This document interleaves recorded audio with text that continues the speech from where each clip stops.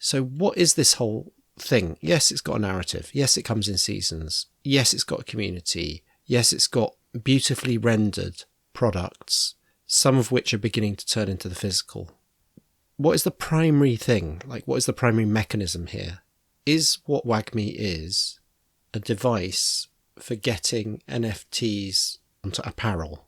Is that what it is? Like, Wagmi is a high-end fashion brand for making high-quality NFT apparel. That's what Wagmi is. That's what we should understand it to be. And all of the culture and following that comes with it, that and community. That's what Wagmi is. Is that what we're looking at? Started during lockdown, needed something to do. They looked at each other, they said, hey, I like talking to you. And so from a garden shed in a box room in West London, they're discussing tech. It's the Small Time Bets podcast. Anyway, there's a good reason why I misinterpreted what Art Gobblers was at first. When I heard that Justin Roiland had made something that gobbles NFT artwork, I thought, that's great. That's basically incentivizing people to get rid of all the trash that is around in the NFT, all the spam NFTs and all the things that have just died a death. You've basically got a burn mechanism incentivized with art gobblers. They'll go around gobbling all the useless stuff and it just disappears. And it turns out it's not that. It's actually making more of art. Whereas Wagmi-san's done something more akin to that, like the recycling. He's become a circular economy. So Wagmi-san, our favourite Japanese artisanal craftsman. There's been a few leaks around this and suspicions that this might be on the cards, but they've now released updated FAQs. They've kind of done the how-to guides of what to expect for season 2, and it makes it very clear that you can buy something that someone else had previously crafted, you know, of their World of Women or their Bored Ape on some trainers, and you can recycle it, take it back and say, sorry, I want a blank, I want to start again. And you get to just swap it in for a blank. What's the economic impact? Well, this is kind of a leveler. Does it destroy, what does it do? So imagine it's some Nike high tops branded with the World of Women, a very specific one. I'm going to take it back to a blank. I don't need to have the PFP because I might not be the original minter. Yeah. So I'm just going to say, please denude this trainer, take it back to how it was. Wagmi-san presses a button, it goes blank again. Now it's just a white trainer. And that image has just disappeared. I get nothing. But now I have the blank, which is itself still worth something. Maybe worth more, right? Because there's a weird situation. Because it's actually usable. Yeah, there's a weird situation where it removes supply from the things that are crafted, which are basically, I think they were running out of audience for new people who wanted those because they would want their own stuff on it, not someone else's ones that are just for sale. So they needed to have a mechanism for recycling. It's the circular economy piece, but in digital form. It's quite clever because everyone thinks of NFTs as being like permanent, this is like a CryptoPunk. It will never, that token is there forever. This is clearly much more like NFT game world, where it's actually, no, this isn't permanent. If you want, you can, like you said, denude the artwork from it and use it again. But what it does is it fixes a problem that they were facing, which is that they airdropped a certain amount of material. That material was then used to craft blanks. Those blanks were then created into crafted trainers or hoodies or whatever. But there was never more material coming into the ecosystem. So blanks were getting so expensive, they were actually more expensive than the stuff that was already created. And so some people who, it set the bar too high for new entrants, I think. So you can't grow a community if it's just too expensive to even get involved. And the whole point of getting involved is to get your NFT that you own on the trainers. I mean, why else would you want someone else's random stuff? So they've had to bring this in. And I think I've always thought this about crypto. What you're seeing is in small little microcosms, people play around with being a central banker and a government treasury. That's like, we need to manage the economy. What's the supply of tokens? What's the burn rate? What happens? How do we manage it for price stability? They're literally the Fed or the central bank. But they're having to do this because they've adopted ApeCoin. They can't do it through some sort of token inflation or taxes. They have to do it through a different mechanism. So they're doing it through the supply side of materials. And they're saying, okay, well, we'll just remove all the supply of random stuff that people aren't buying, and we'll allow that to create supply of materials without us having to put more into the market. which I think is an interesting move that a lot of projects are starting to realize now, which is that you can't just have a Ponzi. You can't just have people who own something have to attract more people to buy the next thing and the next thing and the next thing, because you run out of new entrants. You kind of need to have a sustainable economy where people already in it can participate more without just being priced out of the ecosystem. And they're doing this now. Help me. Right. Yeah. So now we are where we are. Like, do you understand what Wagmi-san is and the 10KTF movement? Tell me more. It sounds like you have a theory here. So Wagmi-san, the new Tokyo craftsman who has a shop, who makes grailed items, you bring him your profile picture, he'll turn it into a hoodie or some trainers or a Herschel bag. That guy, he's now made it possible to then recycle, and we've had a glimpse of how season 2 is going to be. There's some Kagami mirrors on their way. So what is this whole thing? Yes, it's got a narrative. Yes, it comes in seasons. Yes, it's got a community. Yes, it's got beautifully rendered products, some of which are beginning to turn into the physical. What is the primary thing? Like, what is the primary mechanism here? Is what Wagmi is a device for getting NFTs onto apparel? Is that what it is? Like, Wagmi is a high-end fashion brand for making high-quality NFT apparel. That's what Wagmi is. That's what we should understand it to be. And all of the culture and following that comes with it, that and community. That's what Wagmi is. Is that what we're looking at?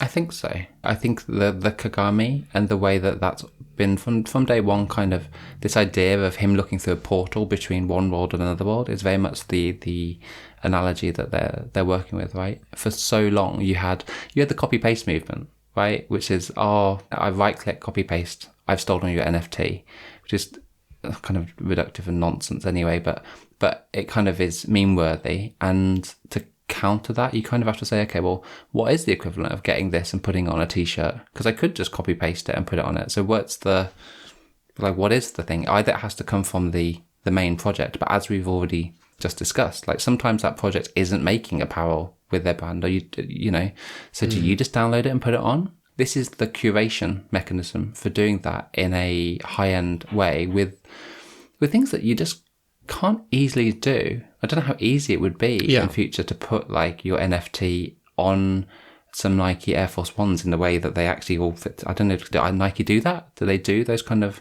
really like custom ones? Probably not. I can't sign like a licensing agreement with Nike. No.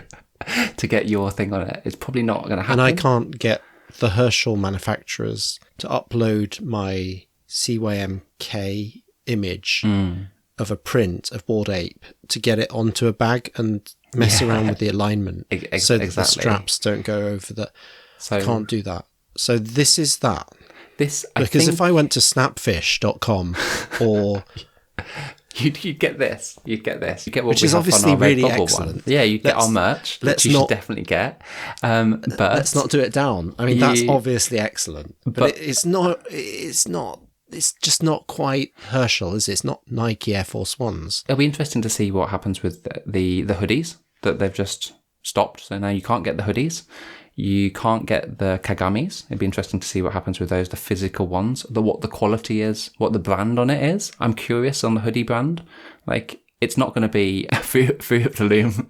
It's not going to be... I'm really not expecting that, considering what they've partnered with, like Gucci and Nike and Herschel. You're not going to get it's not going to be Redbubble. If it is, I'm going to be very disappointed. So the interesting thing will be, like, they're clearly going high end. They clearly have the partnerships with the big brands. I think they are the interface between the digital high-end collectibles and the physical equivalent products. And what I'm really confused about is, like, they've got the combat stuff. You're going to be able to get like a physical sword and flamethrower and like a stab vest and a pilot's helmet and a pillowcase of doorknobs. I don't know what happens with these. But I think that's why the recycling is necessary as well. Well, no, because if because that would just produce blanks. No, that wouldn't work. So if you look at the flamethrower, it looks like the boring flamethrower. It's the exact same design. It really does. So they may have a lot of deep partnerships.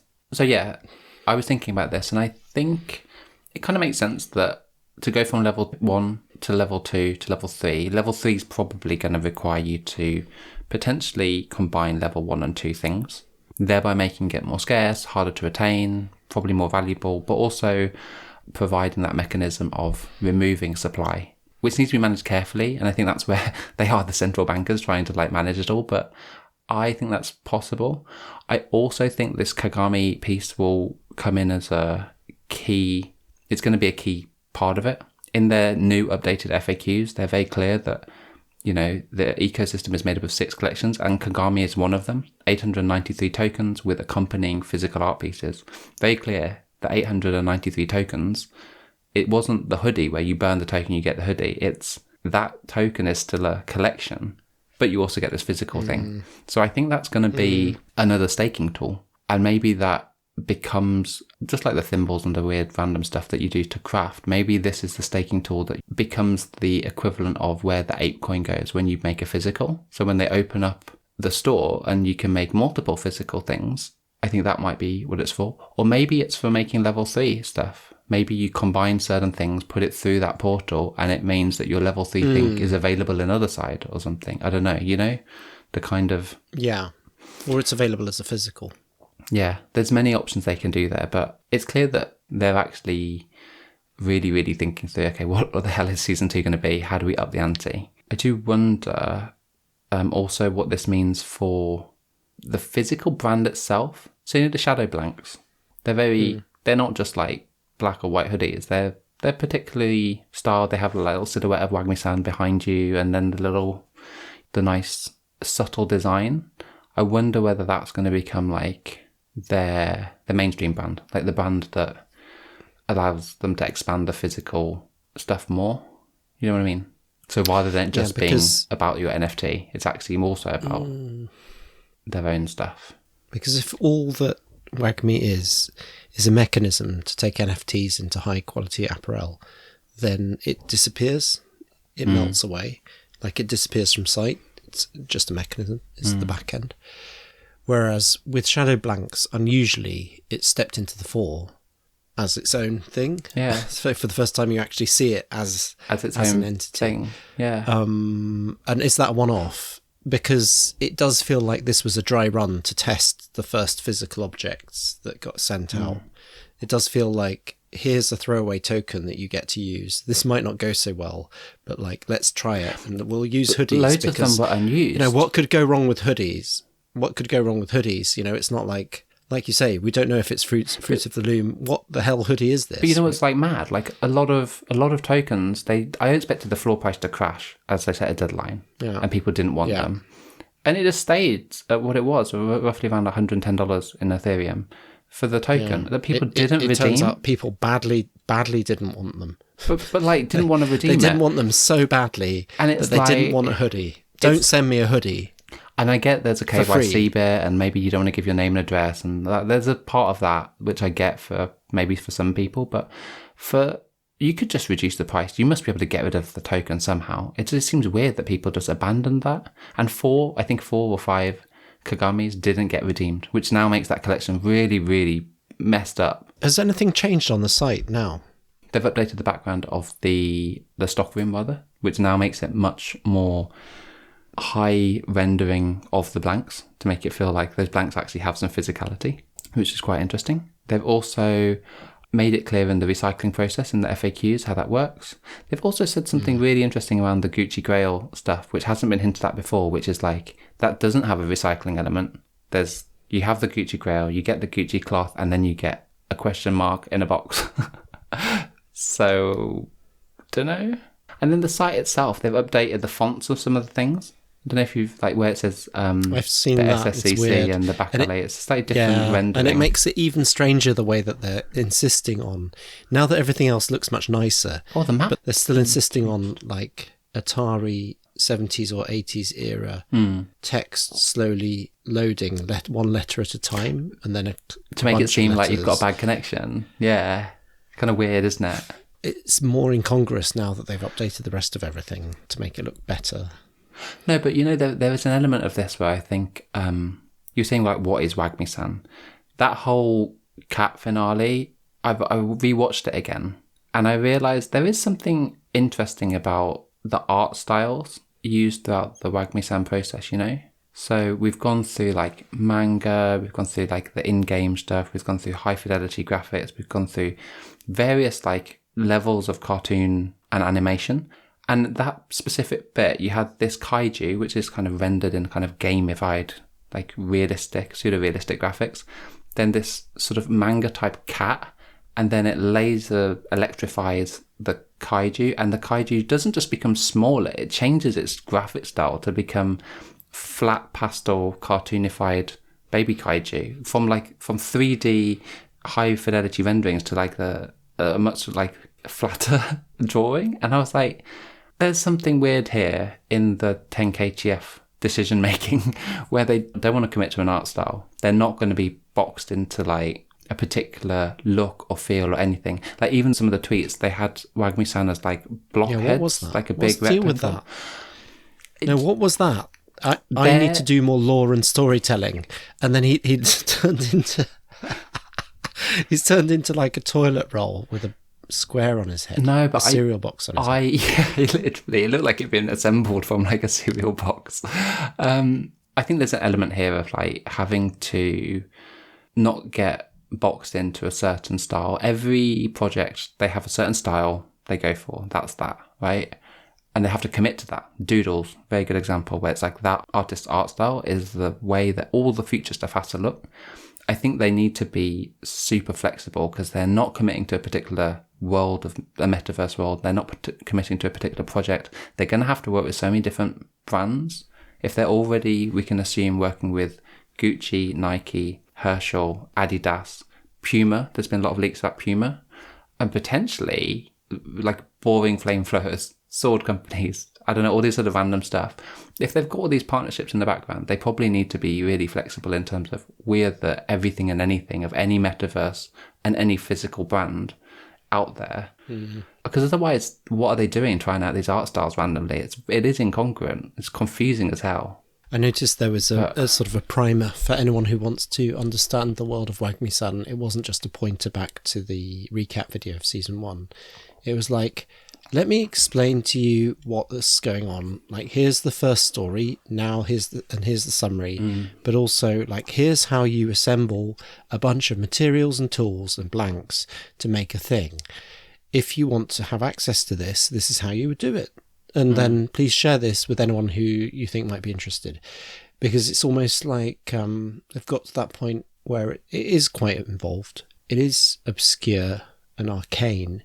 But you also want to expand the community because in advance of season 2, you can't have this being a really niche, like hardcore true follower community. You actually need to expand it. Yeah.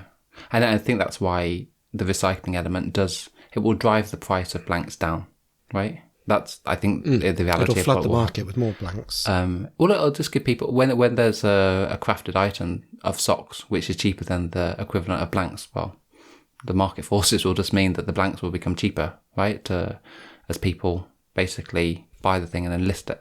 So you will have the market forces will start to like level out. It's weird though, because it could pull both ways. Because once it becomes easier to turn your socks into real socks, that'll raise the price. Into real. No, but you don't. Your grailed socks, turning them into real socks by burning them through a kagami. No, but you think you'll have to burn your actual one to do it? See, I'm not convinced that you're going to have to do that because then you can't participate in the battles and the whole game. So you would never buy a physical thing. I don't think that's the way it will work. No, because you don't want to relinquish your NFT, do you? But it could raise the price of the grailed item. I actually think it will be... So what I'm saying is that there'll be forces pulling both ways. I suspect it might be the opposite where, okay, you've grailed some trainers. I think they might... And if they haven't decided on this, maybe this is a hint that they could consider. I think they might make it so that you redeem those trainers as a physical Nike Air Force Ones by paying whatever amount of ApeCoin or using your Kagami. So if you don't have a Kagami, you play ApeCoin. If you have a Kagami, congratulations. You don't need to. And then I reckon they can just give your NFT of those trainers an extra property, make them epic or give them another quality that says they've also got the physical bit. They now earn more points in the battles, thereby driving a kind of higher value of it, but also an incentive to upgrades do it. that. Yeah, Yeah. I could see So it that goes- being the case. Common, uncommon, epic, rare. Maybe. Epic, legendary. Or maybe they might do something where to So get if to I level, if I make 4 trainers, I get to the highest level. or 4 copies of the same one. Or maybe, I didn't even Yeah, thought 4 about pairs that. of trainers, because I need 4 pairs of trainers, right? Because they get worn out, and I need one. I don't, And of I the get same separate ones. 2 for the weekend. No, I get mutants for the weekend. I get 3 of those. So Friday, Saturday, Sunday, I've got mutant. I don't think you'll be able to get multiple of the same physicals. I don't think so, but maybe. No, I think there's going to be you some will be interesting able to. mechanics, and I think it will involve Kagamis being staked. I think there's probably going to be the ability to airdrop things via the Kagamis, hence they're making it a Genesis collection of 893. I think there's going to be a follow-on to it. And I think the tester for the physical bit is like, what's the demand for physicals? How much are people willing to either pay 8 coin or buy a token to have a physical? It Yeah. turns out they're not. And it was Unless you give them but an it was important to incentive. have shadow blanks. It was important to have shadow blanks in there because that was the test for you might not love the thing that you currently have as your NFTs in this Yeah, format. in this form, because it looks ridiculous. You're not going to walk around like that. enough to walk around wearing it. Exactly. But you might still want to be very publicly a supporter of this whole 10KTF thing, in which case here's a shadow blank, so you can be part of the shadow blank army. Yeah. And I think as you see higher end brands, especially Gucci, start to do stuff with this, I think it will... I don't know how it works with all these things, but there's a kind of associated value to being... It's a curation mechanism, isn't it, really? It's the fact that you're not just making your own random stuff and putting a logo on it, like we do. You're actually partnered with big mainstream brands that are treating this as their kind of Web3 NFT play. I'm really looking forward to season 2, though. Is that weird? It's kind of weird. Started during lockdown, needed something to do. They looked at each other, they said, hey, I like talking to you. And so from a garden shed in a box room in West London, they're discussing tech. It's the Small Time Bets podcast. Doug is